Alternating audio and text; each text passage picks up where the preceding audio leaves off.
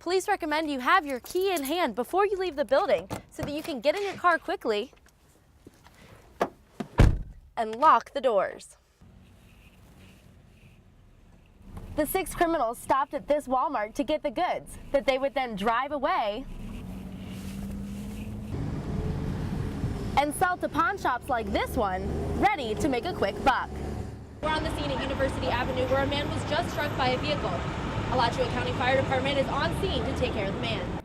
In less than 25 hours, more than 25,000 people will fill the stadium and come here to hear the gator growl.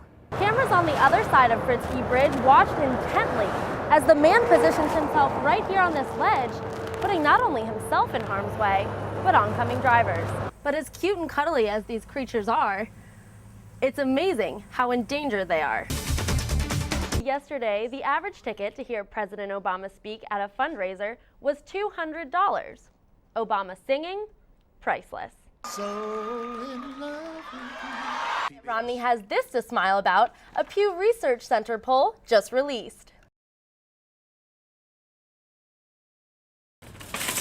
Shopping carts and birds are loud and proud in the Walmart parking lot, but shoplifting lurks in the shadows. Police say in this case it wasn't an individual, but a 6-person group working together. They were all associates. They were all, some of them were related, but they were all interconnected and knew each other as associates. The bill of stolen goods adds up to $50,000, taken from Walmarts in 8 different cities around Florida. Silverware, GPS units, cameras, electronics. Electronics seem to be the big thing, TVs, and that's typically stuff that's of higher end value to a pawn shop.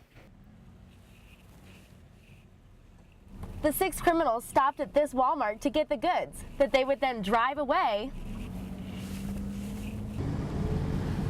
and sell to pawn shops like this one, ready to make a quick buck.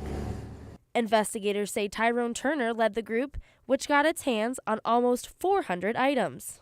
He came in with like 1 or 2 items. He's like, yeah, it was my birthday, I got these, but you know, whatever. And he came up with this kind of story that for a while, you know, made logical sense. But then it didn't. We realized he's selling us, you know, just a few too many new items, a few too many, we just kind of got a little scared. Authorities say 5 of the 6 are behind bars now. Chrissy McLarty, WUFT News.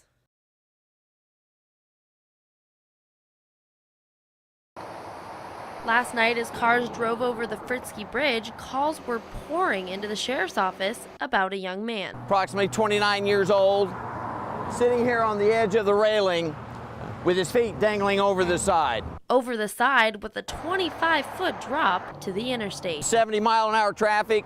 As trooper from the Hillsborough County, Ben Miller, approached him to get identification, the man had a very strange response. He said, I'm not going to need this anymore, so you can have it. When Miller asked if he could help the man down, the response was alarming. He told me that he wanted to kill himself.